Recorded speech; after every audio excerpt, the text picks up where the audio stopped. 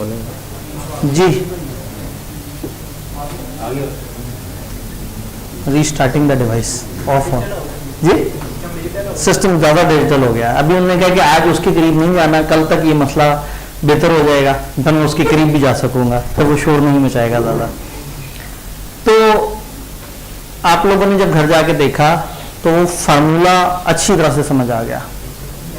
तजर्बा करते हैं। ऑफर प्लस एक्सेप्टेंस को क्या कहते हैं? प्रॉमिस कहते हैं। प्रॉमिस प्लस कंसिडरेशन क्या होती है? Agreement. Agreement plus legal binding किसे कहते हैं? कॉन्ट्रैक्ट। एग्रीमेंट माइनस कंसिडरेशन किसे कहते हैं? प्रॉमिस। खैर असल में इस तरह से नहीं लिखा हुआ तो ये लेकिन अगर एग्रीमेंट में कंसिडरेशन नहीं है, सादा सिर्फ ऑफर एक्सेप्टेंस है। ऑफर का कोई दूसरा नाम प्रपोजल। ऑफर जब एक्सेप्ट हो जाती है तो उसके बाद क्या कहलाती है? प्रॉमिस। तो जब एक्सेप्ट हो जाए तो आप ऑफर देने वाले को ऑफर भी कह सकते हैं, प्रॉमिसर भी कह सकते हैं। ऑफर देने वाले का एक तीसरा नाम भी होता है, ऑफर या प्रॉमिसर हो गया, प्रपोजल, और प्रपोजिंग वो जिसको ऑफर दी गई। ठीक है। कंसिडरेशन के ऊपर ज्यादा लंबी बहस नहीं की थी, लेकिन कंसिडरेशन को आम अल्फाज में अगर बताना हो तो ये क्या चीज होती है? मुआवजा, बदला, बेनिफिट, वो वजह जिसके लिए आप कॉन्ट्रैक्ट कर रहे होते हैं। आप पैसे इन्हें इसलिए दे रहे हैं कि आपने क्लासें पढ़नी है, ये क्लासें इसलिए पढ़ा रहे हैं कि इन्होंने पैसे लेने हैं, तो वो वजह जिसके लिए कोई भी बंदा कॉन्ट्रैक्ट में एंटर होता है वो कंसिडरेशन है। अगले चैप्टर में बड़ी डिटेल से इसके ऊपर इंशाल्लाह ताला डिस्कशन हो रही होगी। देन आपने वो सारी डेफिनेशन देखी, वो सारी चीजें। मुझे बताइए गुज़िश्ता लेक्चर में कोई कंफ्यूजन? जी।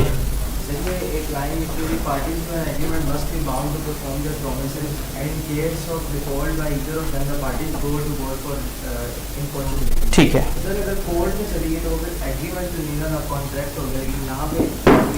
नहीं, असल में वो बताना नहीं चाह रहे हैं, वो लीगल एनफोर्सेबिलिटी को एक्सप्लेन करना चाह रहे हैं। जब हमने ऊपर लिखा ना agreement plus enforceability is equal to contract, अब वो ये समझाना चाह रहे हैं कि एग्रीमेंट प्लस एनफोर्सेबिलिटी किसे कहते हैं। तो वो कह रहे हैं कि जो एग्रीमेंट की पार्टीज हैं वो बाउंड हो जाएंगी अपने प्रोमिसेस परफॉर्म करने की, और जब डिफॉल्ट होगा वो अदालत में जा सकती हैं। वो असल में ऊपर वाली लाइन की जो वर्ड लीगल एनफोर्सेबिलिटी उसको एक्सप्लेन कर रहे हैं कि एग्रीमेंट लीगल एनफोर्स से क्या मुराद है, कि लीगल एनफोर्स होता है। जी, बल्कि मैं अपने पास ही रखता हूँ। प्रॉमिस की डेफिनेशन, एग्रीमेंट की डेफिनेशन, कॉन्ट्रैक्ट की डेफिनेशन, वो या वो जो फार्मूला दिया हुआ है उसमें कोई कंफ्यूजन?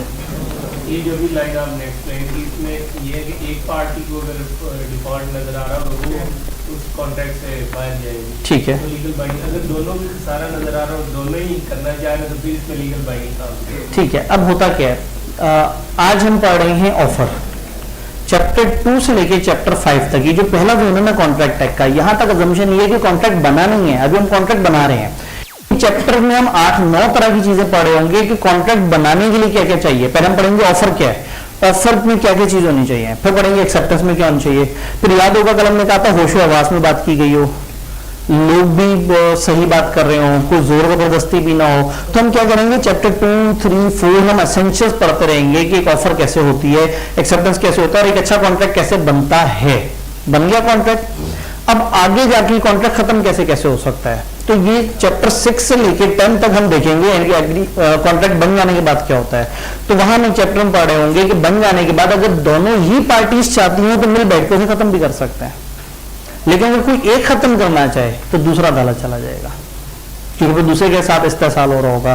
तो इस टाइम पे हमने एंड वाली बात नहीं सोचनी कि अच्छा आगे जाके अगर ये हो गया, हमने देखना है कि ऑफर हुई या नहीं हुई, एक्सेप्टेंस हुई या नहीं हुई। तो अभी हम बेस पे हैं और आगे जाके फिर हम इसमें एक स्टेप आगे चले जाएंगे। जी, गुज़िश्ता दिन जो हमने पढ़ा था उसमें कोई सवाल? All clear?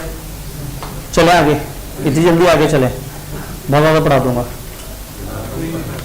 देख लें, आप सफा पढ़ने के लिए तैयार हैं? अल्लाह खैर करे।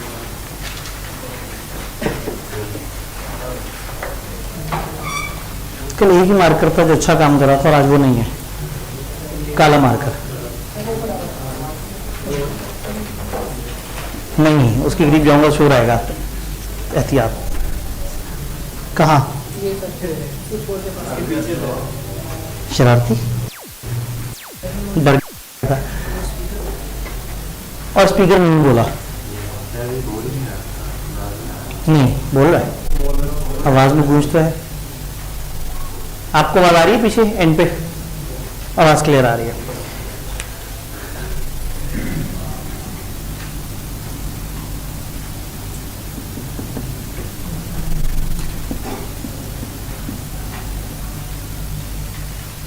ऑफर हो या एक्सेप्टेंस हो, ये ओरल भी हो सकती है।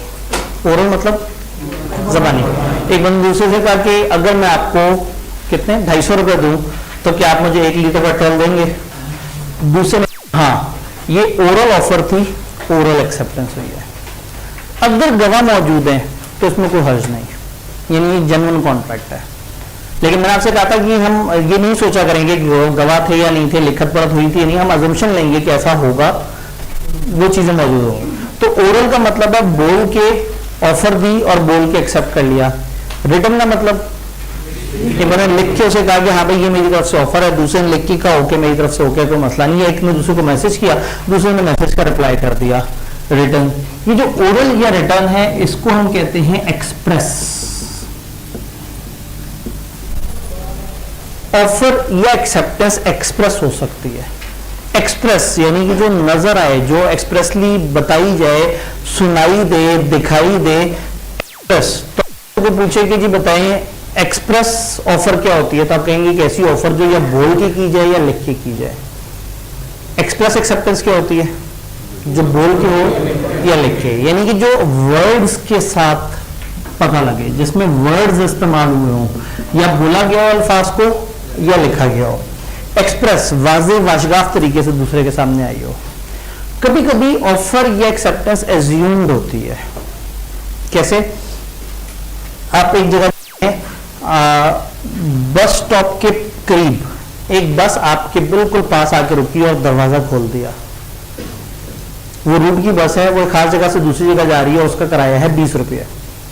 उसने आपके करीब बस रोक के दरवाजा खोला, आपने उसे देखा और आप चलते हुए अंदर चले गए। उसने दरवाजा बंद किया और 4 किलोमीटर आगे जाने के बाद एक बंदे ने अंदर आके कहा पैसे।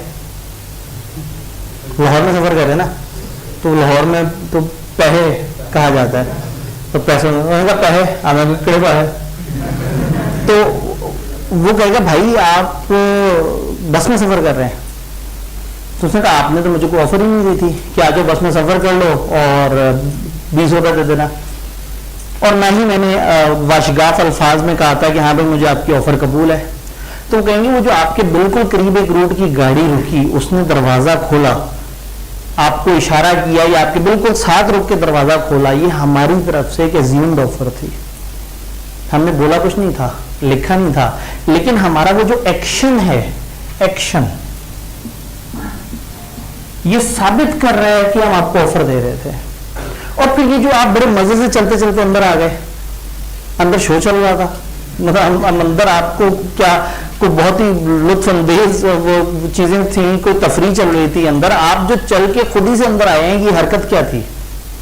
Acceptance.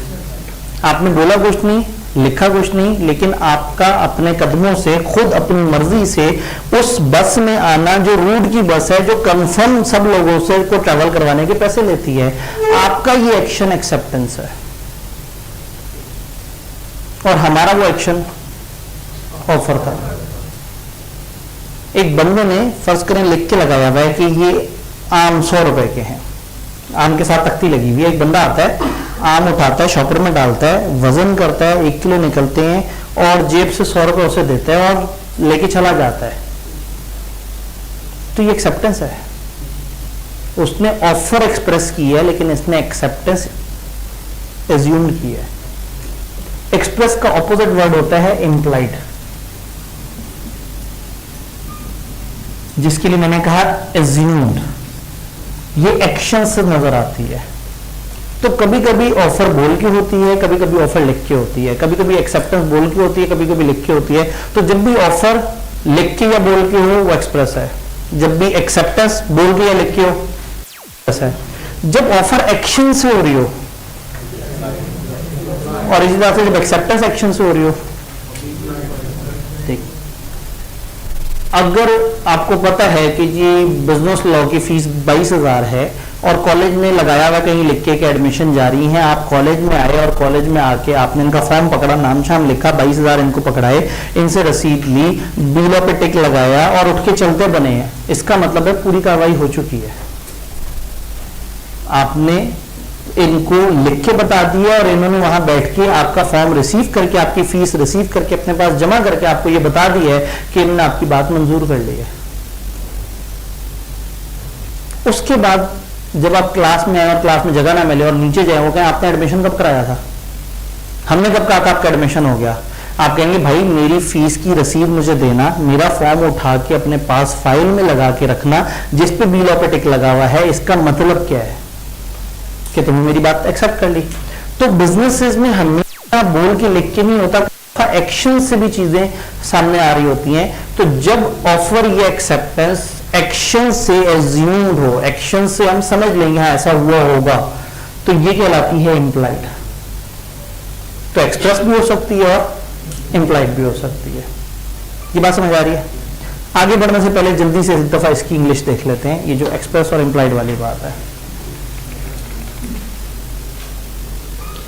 If proposal or acceptance is made in words, promise is said to be express.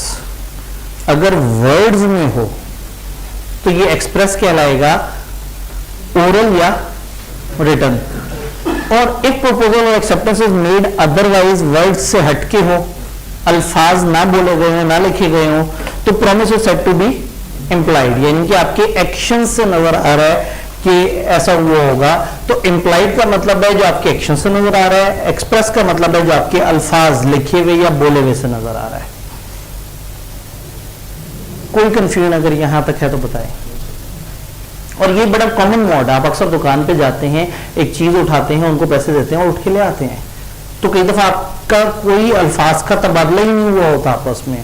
लेकिन अगर वो वहां पे चिप्स रखा हुआ है, उसके ऊपर 10 रुपए प्राइस लगी हुई है और कॉमनली वो 10 रुपए का मिलता है और आपने वो उठा के उन्हें दिखाया, 10 रुपए दिए, उन्होंने मुस्कुरा के ले लिए और आप उठा के चल पड़े, इसका मतलब है आपके दरमियान हो गया पूरा कॉन्ट्रैक्ट, सारा कुछ सही है। हाँ, अगर वो 10 रुपए लिखा हुआ उस पर लेकिन उसकी प्राइस बढ़ गई और आप उन्हें 10 रुपए देंगे, कहेंगे नहीं नहीं भाई 12 रुपए दें।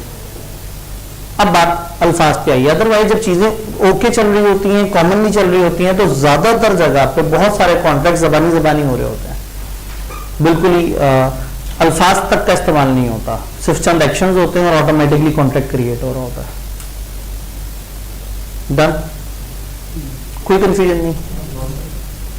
आप तो ज्यादा पढ़ लेंगे जी।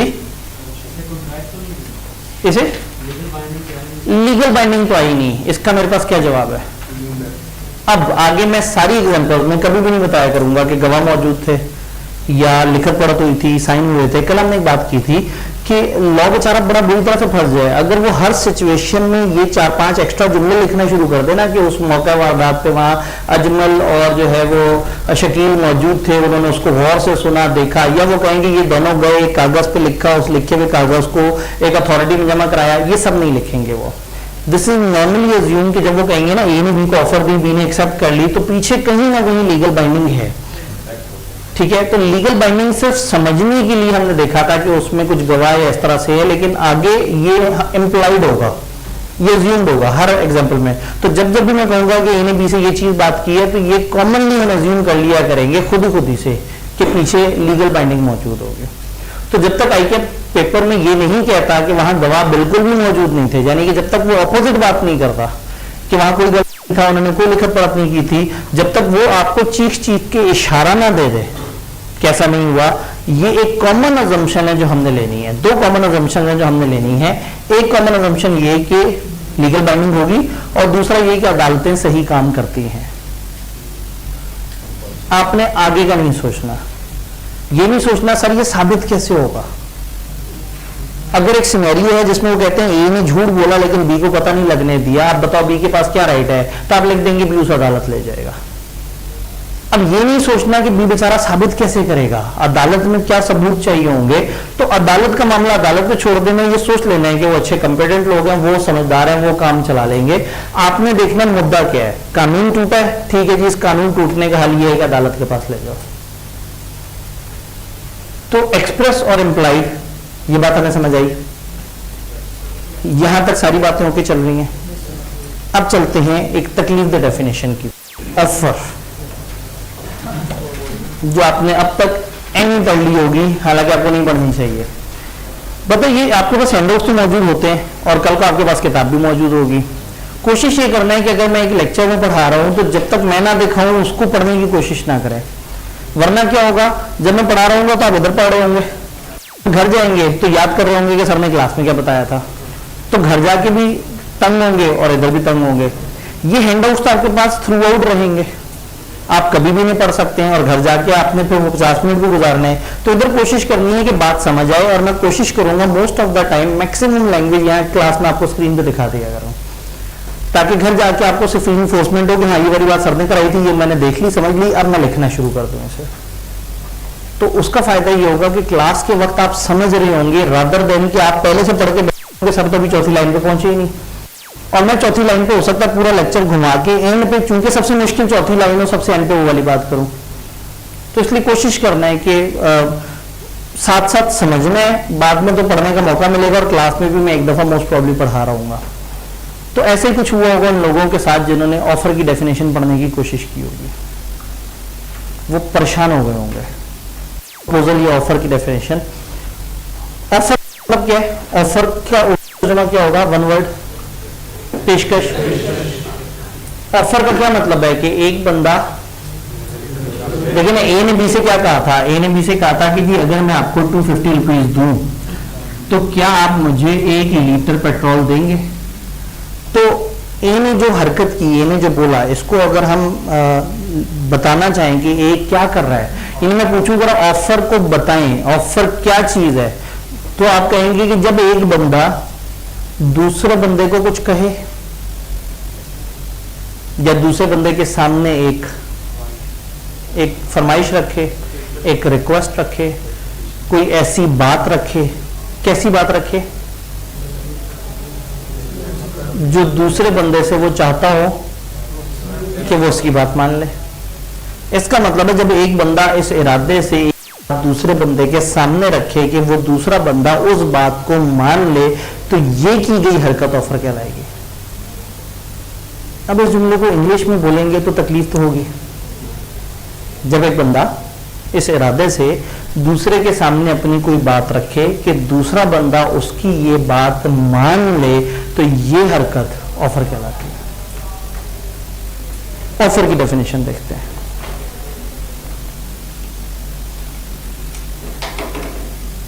When one person signifies to another, जब एक बंदा दूसरे को कंफर्म करता है, क्या, his willingness to do, मैं 250 रुपए दूंगा, ए ने उसके सामने पेशकश रखी, सिर्फ 1 लीटर पेट्रोल नहीं मांगा, अपनी रजामंदी भी, तो देखो मैं तुम्हें 250 रुपए देने के लिए तैयार हूं अगर तुम मेरी कहीं भी बात को मान लो, अगर तुम मुझे 1 लीटर पेट्रोल दे दो। अब ये भी हो सकता है कि टू डू समथिंग, और कई दफा ये भी हो सकता है कि टू अब्सटेन, मैं तुम्हें 250 रुपए दूंगा अगर तुम ये काम ना करो। कई दफा काम करने के पैसे मिलते हैं, कई दफा काम ना करने के पैसे मिलते हैं। एक सिक्योरिटी गार्ड को आप बुलाते हैं, आप कहते हैं कीमती सामान है, तो मुझे रात में हिफाजत करनी है, अगर तुम रात में सोए नहीं तो मैं तुम्हें 2000 रुपए दूंगा, तो उसे ना सोने के पैसे मिल रहे हैं। तो कभी कभी अल्फाज ही होते हैं कि ये काम करो, और कभी कभी होते हैं ये काम ना करो। तो जब एक बंदे ने दूसरे को अपनी ख्वाहिश का इजहार किया कि मैं ये काम करना या इससे भाग रहना चाहता हूं, या मैं चाहता हूं कि ये काम ना हो, इस इरादे से कि दूसरे से उसकी रजामंदी ले ले, तो ये ऑफर है। इंग्लिश देखते हैं। When one person signifies to another, जब एक बंदा दूसरे को कंफर्म करता है, सिग्निफाई मतलब उसे यकीन दिलाता है, उसे हौसला देता है, उसे बताता है his willingness to do, कि मेरी ख्वाहिश कुछ यूं है, मैं ऐसा करना चाहता हूं, टू और टू abstain from doing, या मैं ऐसा करना चाहता हूं या ऐसा नहीं करना चाहता, with a view, इस इरादे से, to obtaining the assent of that other, ताकि दूसरे बंदे की रजामंदी हासिल कर ली जाए। टू सच एक्ट और एब्सटिनेंस, जो मैं कह रहा हूं इस चीज पे वो मान जाए, he is said to make a proposal, ये कहा जाएगा कि उसने प्रपोजल दिया है, ऑफर दी है। जब एक बंदा दूसरे को बताता है कि मैं ये काम करना या नहीं करना चाहता, इस इरादे से दूसरे को बता रहा है कि दूसरा उसकी बात मान ले, तो ये की गई बात जो है ये ऑफर कहलाएगी। डीलों में हर चीज आप अपने अल्फाज में लिख सकते हैं। जैसे भी एक्सप्रेस इम्प्लाइड वाली बात थी, आप पेपर में अपने अल्फाज में लिखना चाहें आप लिख सकते हैं, अपनी सिंपल इंग्लिश में लिखना चाहें कोई मसला नहीं। डेफिनेशन में मजबूरी होती है कि हमें किताब के अल्फाज लिखने पड़ते हैं। ये वो पॉइंट्स है जहां हमें क्रैम करना पड़ता है। तो ये समझ आने के बाद भी इसको क्रैम करना पड़ता है, क्योंकि पेपर में शायद इसमें थोड़ी बहुत ऊंच नीच हो जाए। समझाना मकसद था कि जब एक बंदा इस इरादे से कोई एक ऐसी हरकत करे, या जब एक बंदा दूसरे से कहता है कि मैं इस चीज पे तैयार हूं ये करने या ना करने पे, इस इरादे से कि दूसरे से पूछे कि क्या आपको ये बात अच्छी लगी है, कि आप मानते हो इस बात को, तो ये जो इसने बात की है ये कहलाएगी ऑफर। अच्छा, एक्सेप्टेंस आसान हो जाएगा जब दूसरा बंदा इसकी बात मान ले। इसने इतनी मुश्किल से बात अपनी पेश की उसने कहो के, तो एक्सेप्टेंस की डेफिनेशन हमें तकलीफ नहीं देगी, लेकिन ऑफर डेफिनेशन जब एक बंदा इसे इरादे सामने अपनी बात रखे कि दूसरा बंदा इसकी बात को मान ले, तो ये बात जो इसने की है ये ऑफर कहलाएगी। डन? ऑफर की डेफिनेशन समझ आई। अब थोड़ा सा ऑफर के कुछ पॉइंट्स को पढ़ते हैं, ऑफर के कुछ एसेंशियल्स देखने की कोशिश करते हैं। छोटी छोटी सी बातें। पहली बात, offer can not make offer to himself. इसका आसान तर्जुमा यह है कि कम से कम दो पार्टीज होनी चाहिए, दो पार्टीज होनी चाहिए कम से कम।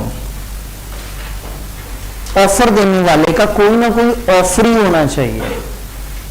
ऑफर तब वैलिड है जब एक बंदे ने ऑफर किसी सामने वाले बंदे को दी है। वो एक बंदा भी हो सकता है, एक से ज्यादा बंदे भी हो सकते हैं। ऑफर देने वाला अपने आप को ऑफर नहीं देगा। अगर मैं कहूँ हाँ भाई मिस्टर आतिफ आप भी, अगर मैं तुम्हें 250 रुपए दूं तो क्या तुम मुझे 1 लीटर पेट्रोल दोगे? मैं कहा हाँ, क्यों नहीं। तो ना ये ऑफर है ना ये एक्सेप्टेंस है, क्योंकि ये तो एक बंदा खुद से बातें कर रहा है, इसकी कोई कानूनी हैसियत नहीं है। ऑफर हमेशा सामने एक बंदे को दी जाएगी। तो पहला पॉइंट जो हमें याद रखने वाला है, offer can not make offer to himself. Offer देने वाला अपने आप को ऑफर नहीं दे सकता, हमेशा सामने वाले को ऑफर देगा। ये जुमला तो हो गया आसान। Certain and definite. Offer certain होनी चाहिए, डेफिनेट होनी चाहिए। डेफिनेट का क्या मतलब होता है? बंदा कहता है मैं बड़ी डेफिनेट की बात कर रहा हूं, मैं बड़ा डेफिनेटली श्योर हूं, बड़ा पक्का, डेफिनेट, बिल्कुल यकीनी, वाशगाफ। और सर्टन क्लियर कट, बिल्कुल कोई डाउट नहीं। यानी ऑफर वाज़ेह और वाशगाफ होनी चाहिए। ए ने बी से कहा कि अगर तुम मुझे 1 लीटर पेट्रोल दो तो मैं एक नीले रंग का नोट और 2 लाल रंग जैसे नोट दूंगा। ये मान गया, उसने एक 50 रुपए का नोट दिया और 2 20-20 रुपए वाले नोट दे दिए। लाल से मिलते जुलते रंग के थे। तो और नीला रंग तो 1000 के नोट का भी होता है।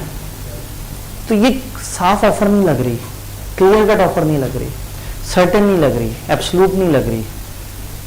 ऑफर बड़ी क्लियर कट हो, क्योंकि ऑफर से तो सारी कहानी शुरू होनी है। ऑफर में जुड़ना है, उसमें प्रॉमिस बनना है, वहां से आगे एग्रीमेंट बनना है, फिर कॉन्ट्रैक्ट और कॉन्ट्रैक्ट के बाद लीगल कार्रवाइयां, वो सारा कुछ है। ऑफर ही अगर निर्भर है, ऑफर नहीं अगर डाउट है, तो फिर कहानी शुरू नहीं होगी।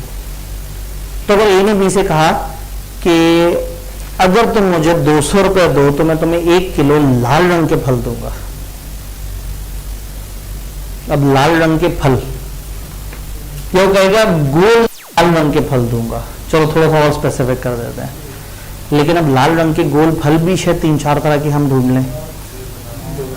अब हो सकता है कि टमाटर के ऊपर बहस शुरू हो जाए कि इसको भी फल कहा जा सकता है।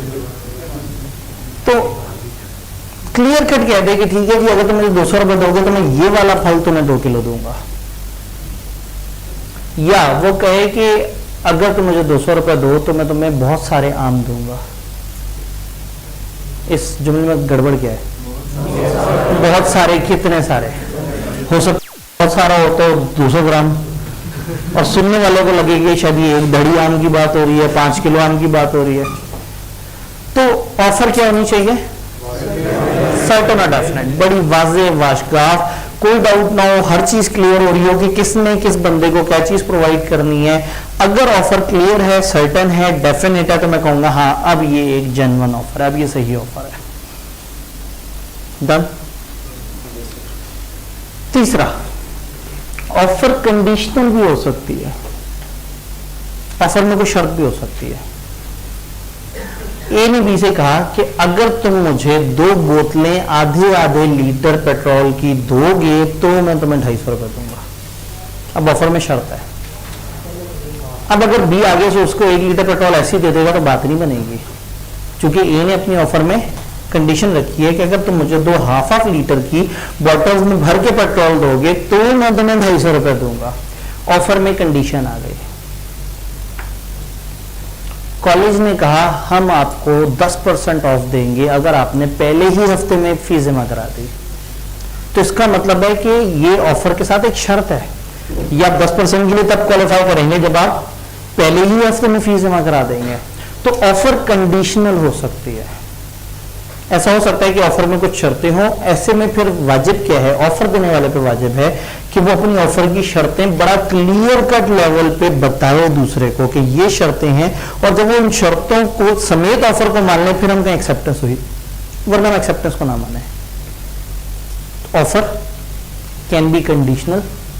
तो रूल क्या है, an offer may be subject to some condition. Offer कुछ कंडीशंस के मातहत हो सकती है, कुछ कंडीशंस हो सकती हैं उसमें कुछ। If there are special terms in an offer, they must be specifically communicated to the offeree. अगर वो खास शर्तें हैं तो ऑफर पे जिम्मेदारी है कि वो ऑफरी को प्रॉपर तरीके से कम्युनिकेट करे कि हाँ भाई ये कुछ शर्तें इसमें शामिल है। डन। यहां तक बात समझ आ रही है? यहां तक हमें बात समझ आ रही है। अब एक स्टेप आगे आते हैं, मैं इसको थोड़ा सा स्किप करूं, पहले कम्युनिकेशन की तरफ आते हैं। ऑफर, अब ऑफर की बात हो रही है। ऑफर कम्युनिकेट होनी चाहिए। बोल की ऑफर कब कम्युनिकेट होगी? एक बंदे ने बोल के ऑफर दी है, जब वो सुन लेगा तो वो कम्युनिकेट होगी। लिख के दी जाने वाली ऑफर जब वो देख लेगा। एक अंधे को आप कागज पर लिख के ऑफर करें, ऑफर कम्युनिकेट नहीं हुई। एक बहरे को बोल के ऑफर करें, कम्युनिकेट नहीं हुई। आपने एक एक्शन किया और दूसरे ने देखा ही नहीं तो भी ऑफर नहीं हुई। तो कहने का मतलब है कि ऑफर तब ऑफर कहलाएगी जब वो प्रॉपर कम्युनिकेट हो। अब आपको समझ आ रहा होगा क्या, पेपर में सिचुएशन छोटी सी वो दे देंगे जिसमें कोई टेक्निकल मसला होगा और फिर वो आपसे सवाल पूछेंगे बताओ कॉन्ट्रैक्ट सही है या नहीं। आप कहेंगे नहीं भाई, ऑफर में सर्टन और डेफिनेट होना चाहिए, आपकी इस सिचुएशन में ये चीज सर्टन तो है ही नहीं। तो यहाँ कॉन्ट्रैक्ट एक्ट में अक्सर वकीलों टाइप के सवाल आते हैं, ऐसे सवाल जिसमें आपने जरा करनी होती है। आपको एक छोटी सी सिचुएशन दे देते हैं, आपसे कहते हैं कानून की रोशनी में बताओ ठीक है या नहीं। तो आप फिर पहले बताते हैं कानून ये कहता है, कानून ये कहता है ऑफर सर्टन और डेफिनेट होनी चाहिए। फिर कहते हैं आपकी सिचुएशन में आपने बोंगी मारी है, ये जो आपने हरकत की है जो ये है, ये इससे तो गड़बड़ हो गई। तो एंड में मेरा कंक्लूजन ये है कि ये कॉन्ट्रैक्ट नहीं बना। तो जो आपका पहले टेस्ट से नेक्स्ट डे जब मैं आपके साथ डिस्कशन कर रहा हूँ तो मैं ये 3 स्टेप्स आपको बता रहा हूँ कि आपने सिचुएशन को डील करते हुए कानून का जिक्र करना है, उनकी सिचुएशन पे तबसरा करना है और एंड पे अपना एक जवाब दे देना है। एफएससी तक आपकी आदत ये रही है कि किताब के बीच में से सवाल आता है और आपने उसको याद भी किया हुआ होता है। आपसे तबसरा नहीं मांगा जाता, और अगर तबसरा मांगने का सवाल हो तो किताब में लिखा हुआ भी तबसरा ही होता है।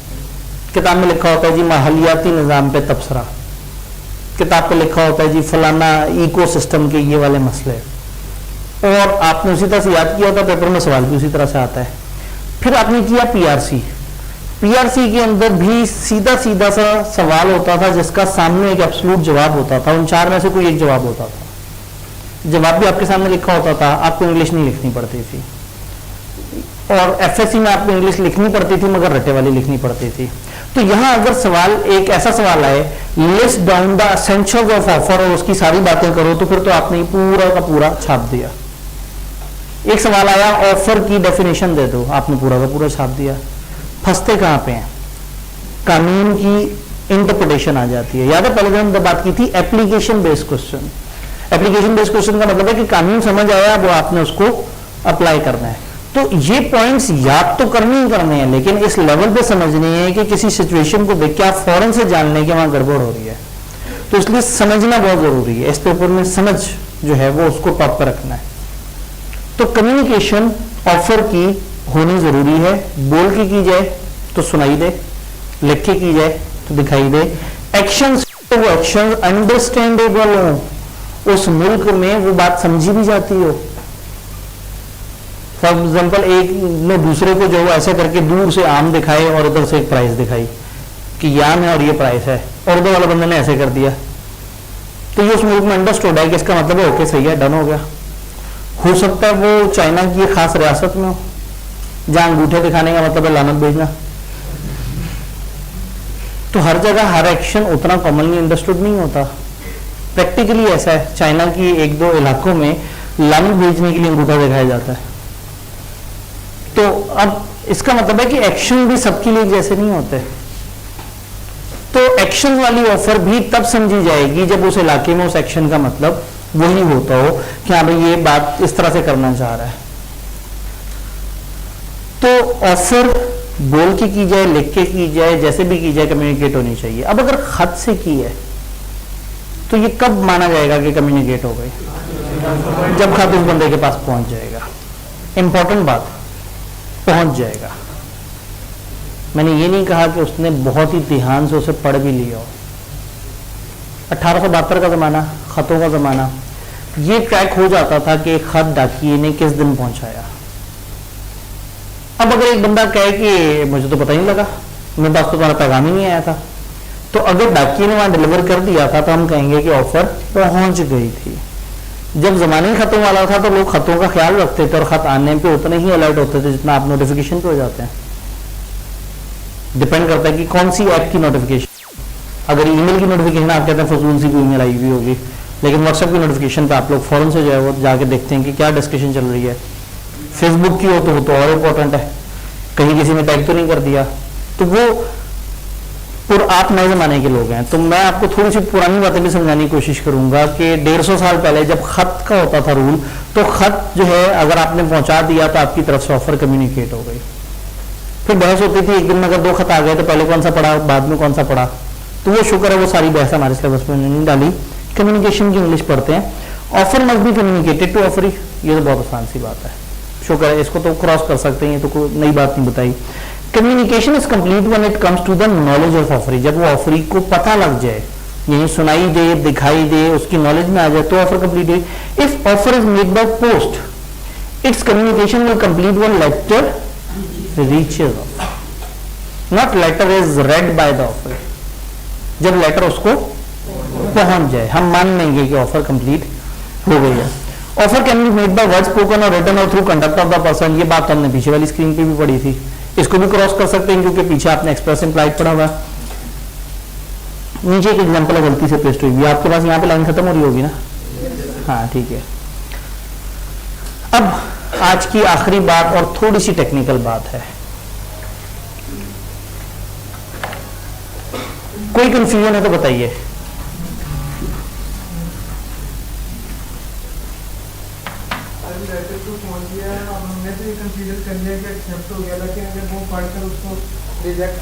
देखिए हमने अभी तक ये नहीं अज्यूम किया कि उसने एक्सेप्ट कर लिया, हमने ये अज्यूम किया है कि मेरी तरफ से ऑफर पहुंच गई है, ऑफर पहुंच गई है। अगर वो जिंदगी में कभी जवाब ना दे तो फिर तो कॉन्ट्रैक्ट क्रिएट ही नहीं हुआ। लेकिन अगर मेरे से पूछा कि हाँ भी तुमने ऑफर भेजी थी क्या बना, मैं कहूँगा पहुंच गई थी, तो मेरी तरफ से ऑफर कंप्लीट। यानी अब अगर किसी जगह आईकेएप का सवाल पूछे कि ऑफर की कम्युनिकेशन हो गई है तो आप कहें हाँ जी जिस दिन खत पहुंचा था ऑफर कम्युनिकेट हो गई, वो जवाब देगा तो फिर उसका अलग रूल है, वो आज का रूल नहीं है, वो कल का रूल है। कल हम इंशाल्लाह ताला एक्सेप्टेंस के बारे में पढ़ेंगे कि एक्सेप्टेंस पहुंचे तो फिर क्या होता है और एक्सेप्टेंस के क्या रूल्स हैं। तो ऑफर जब हम पढ़ रहे होते हैं तो एक चीज किताब को अचानक से लगती है कि लोगों को कंफ्यूज करती होगी, which is invitation to offer.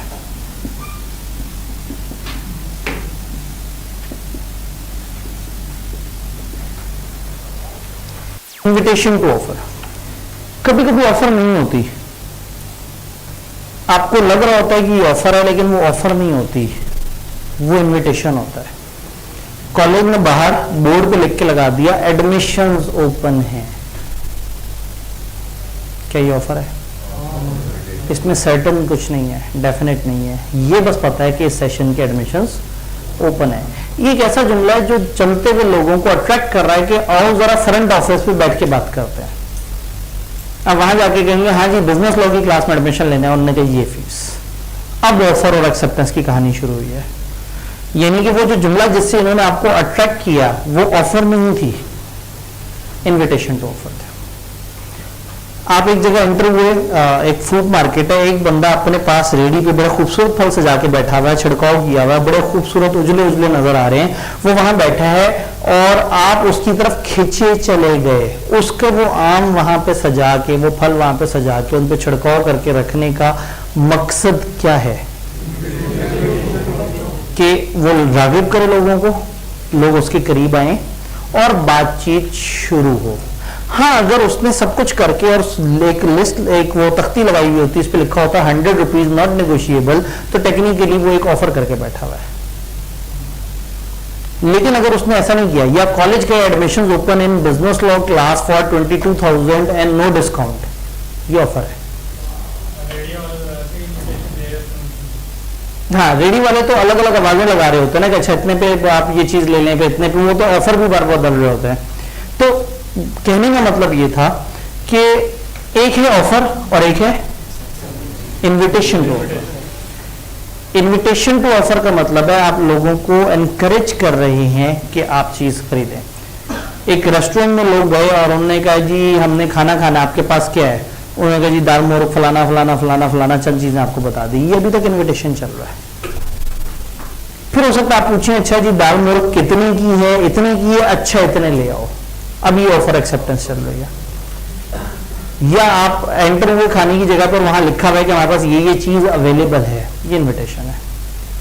अच्छा, अगर आप किसी ऐसे रेस्टोरेंट में पहुंचे जहां पे फिक्स प्राइसेस हैं और मेन्यू कार्ड पे लिखा हुआ है कि जी जो कढ़ाई है वो 1,000 रुपए की है, फिक्स प्राइस, और आपने कहा कढ़ाई ले आओ, तो ये आपका कढ़ाई ले आओ ऑफर नहीं है, एक्सेप्टेंस है। उन्होंने लिख के लगाया हुआ कढ़ाई 1,000 रुपए की है और आपका वो मंगवाना ऑर्डर एक्सेप्टेंस है। लेकिन अगर लिखा है कढ़ाई अवेलेबल है, ये इनविटेशन। तो कभी कभी एक कंफ्यूजन होती है कि एक सिचुएशन में लग रहा होता है कि ये ऑफर है जबकि वो इनविटेशन। तो इनविटेशन ऑफ ऑफर का मतलब है कि जब कुछ ऐसे अवामिल बना दिए जाएं जिसमें लगे कि सेलर इज रेडी, बायर में आना है और इनकी एक बातचीत शुरू होनी है। जैसे कॉलेज मैसेज कर देता है अर्ली एनरोलमेंट ओपन है, 1,000 रुपए जमा करा के, 2,000 रुपए जमा करा के आप अर्ली एनरोलमेंट करा सकते हैं अपने सब्जेक्ट में। तो ऐसा नहीं होगा कि आप कॉलेज के पास पहुंचे और कॉलेज को कहेंगे पैसे पकड़ो, वो कहेंगे ये वाली क्लास तो फुल हो गई है, तो आप कहेंगे तो मैं लीगल केस कर दूंगा, तुम लोगों ने मुझे ऑफर कर दी थी। तो वो कहेंगे भाई हमने आपको बुलाया था कि आओ। अब जब आपने सब्जेक्ट बताया तो हमने आपको बता दिया कि सब्जेक्ट में एडमिशन खत्म हुआ है। तो इन्विटेशन टू ऑफर और ऑफर में क्या, इन्विटेशन टू ऑफर को ऑफर नहीं कहना, ये दोनों अलग अलग चीजें हैं। ऑफर क्लियर कट होती है, एब्सोल्यूट होती है, वाज़ेह वाशगाफ होती है। इन्विटेशन में ये वाला मजाक नहीं होता। इन्विटेशन सिर्फ लोगों को राग़िब कर रही होती है कि आओ जरा बैठ के बात करते हैं। तो चलेंगे आज की आखिरी बात अंग्रेजी में पढ़ के देख लेते हैं। An intention of a person to invite others with a view to enter into an agreement। एक बंदे का ऐसा इरादा कि जिसमें वो दूसरे को बुला रहा है कि आओ एग्रीमेंट के अंदर एंटर हो, ये इन्विटेशन है। Purpose of such invitation is to circulate information of his readiness to do transaction. इस इन्विटेशन का पर्पस क्या है कि आप इंफॉर्मेशन सर्कुलेट करना चाहते हैं, पहुंचाना चाहते हैं। क्या पहुंचाना चाहते हैं? His readiness to do transaction, कि मैं रेडी हूं। मतलब मैं अगर ये फल सजा के बैठा हुआ हूं तो इसका मतलब है कि आओ बैठो बात करो, देखते हैं। हम अगर फ्रंट ऑफिस में बैठे हुए हैं, बाहर एडमिशन ओपन लिख के लगाया हुआ है, तो वी आर रेडी, आओ बात करो, कौन सा सब्जेक्ट है, फीस की बात करते हैं। Such intention are not considered offers. इस इंटेंशन को ऑफर नहीं कहा जाएगा। तो यहां तक हमने ऑफर से रिलेटेड जितनी बातें पढ़ी हैं, क्या आपको सारी बातें समझ आ रही हैं? ऑफर क्या है, किस तरह से है, इसमें कोई कंफ्यूजन, कोई परेशानी, हर चीज क्लियर है जी? तो जो पब्लिक टेंडर्स होते हैं वो इन्विटेशन ऑफर होंगे या ऑफर? अगर तो पब्लिक टेंडर में उन्होंने हर चीज क्लियरली बताई है तो फिर वो ऑफर है। और अगर पब्लिक टेंडर जैसे गवर्नमेंट ये कहती है कि हमें फर्नीचर खरीदने आप लोग अपने अपने प्रपोजल्स जमा कराएं, तो ये इन्विटेशन है। और अगर वो कहें कि हमने 10,000 मेजें खरीदनी है 2,000 रुपए पर मेज के हिसाब से, जिसको ये पसंद है आए, फ्री ऑफर है। तो ज्यादातर जो गवर्नमेंट वगैरह के टेंडर्स होते हैं ये इनविटेशन होती हैं कि आए अपने से प्रपोजल जमा कराएं, जिनका रेट उन्हें अच्छा लगता है वो उसके साथ बार्गेन शुरू कर देते हैं, या जो अच्छी चीज दे रहा है जिसका नाम अच्छा है। जी सर हम ये कह सकते हैं जब तक डिस्काउंट नहीं होता तब तक हर ऑफर जब तक डिस्काउंट ना हो तब तक हर ऑफर इनविटेशन नहीं। असल में ऑफर वो है जिसमें क्लियर कट एक बंदा कह रहा है कि भाई ये मेरी तरफ से ऑफर है, एक्सेप्ट करना तो बताओ, नहीं करना तो तुम आगे से कोई डिफरेंट बात करो। इनविटेशन टू ऑफर में ऑफर नहीं दी जा रही, सिर्फ एक बंदा बता रहा है मैं रेडी हूं, बात करते हैं, यानी उसने कोई बात की ही नहीं है, अभी उसने कहा है कि मैं रेडी हूं, बात कर लेंगे, वो इनविटेशन है। बात समझ आई? तो जब आपने सुनी ये आखिरी बात है तो आप तो एक्साइटेड हो गए। ये आखिरी वो बात है जो मैं लिखी हुई आपको दिखा रहा हूं, और एक बात है जो मैं आपसे पूछूंगा, ऑफर समझ आई है? किताबों को देखे बगैर जरा अच्छी तरह से सोच के बताएं कि ये ऑफर खत्म कैसे कैसे हो सकती होगी। ऑफर समझ आ गई ना? क्या क्या ऐसा हो सकता है जिससे आप कहें ऑफर खत्म हो गई? अगर एक करके जी, अगर एक्सेप्टेंस ही ना हो, एक टाइम तक ऑफर पड़ी रही, आपने कहा 7 दिन में ऑफर एक्सेप्ट कर लो, उसने एक्सेप्ट, तो अगर नॉन एक्सेप्टेंस हो तो ऑफर मर जाएगी। प्रोडक्ट नहीं मिल रही तो आपने ऑफर क्यों दी? फंस जाएंगे। नहीं ऐसे नहीं करना। अगर आपको ऐसी चीज नहीं पड़ी और आपने ऑफर दे दिया, उसने एक्सेप्ट कर लिया, वो लीगल केस कर देगा आप पे। कंडीशन पूरी ना हुई हो। आपने कहा था कि ये 2 बोतलों में ऐसे करके दोगे तो मेरी ऑफर वैलिड है, उसने वो शर्त पूरी नहीं की। वो शर्त जो उस ऑफर में प्रेसिडेंट थी, जो उसके अंदर छुपी हुई थी, जो उसके अंदर पिन्हा थी, उसका आपने फॉलो नहीं किया। डेथ, ऑफर देने वाला ऑफर देते साथ ही मर गया। उसने ऑफर दी, उसने कहा हाँ भाई अगर मैं तुम्हें 250 रुपये दूं तो तुम क्या 1 लीटर पेट्रोल दोगे? अभी वो ऊपर करके उसकी तरफ देख ही रहा था कि अगला बंदा मर गया। कहने का मतलब है एक्सेप्टेंस से पहले पहले ऑफर देने वाला अगर मर जाए, आपको जान की हैरत होगी कि अगर एक्सेप्टेंस के बाद मर जाए तो कॉन्ट्रैक्ट खत्म नहीं होता। कॉन्ट्रैक्ट एक्ट लास्ट से भी वसूली कर लेती है। यानी वो कहते हैं ठीक है बंदा मर गया, ओके इसकी विरासत है ना, विरासत पे अब वो होगा। जो लीगल रिप्रेजेंटेटिव हैं, जो उसके वर्सा हैं, वो पाबंद होंगे उस कॉन्ट्रैक्ट को पूरा करने के लिए। केस भी वर्सा के ऊपर होगा। मतलब वो बात है कि ये कमर्शियल कानून है ना, वो कहते हैं ठीक है इंसान मर गया तो क्या मतलब है कि अब दूसरे बंदे को लॉस हो जाए। एक्सेप्टेंस से पहले पहले इंसान मर जाए, ऑफर मर जाएगी। एक्सेप्टेंस के बाद अगर वो मरा तो चूंकि कॉन्ट्रैक्ट क्रिएट हो गया था, फिर क्या होगा ये हम आगे के चैप्टर में पढ़ेंगे, वो जो 6 से लेकर 10 तक है कि कॉन्ट्रैक्ट बन जाने के बाद क्या मामले होते हैं। तो ऑफर देने वाला अगर ऑफर के बाद मर जाए एक्सेप्टेंस से पहले पहले, तो यह पागल हो जाए। और कोई इलीगल प्रोडक्ट, एक ऐसी ऑफर हो जो आपने दी और पता लगा कि उसमें तो प्रोडक्ट ही ठीक नहीं थी और आपको शुरू में गलत फहमी थी, चूंकि ऐसी ऑफर शुरू से ही गलत होती है जो इलीगल हो।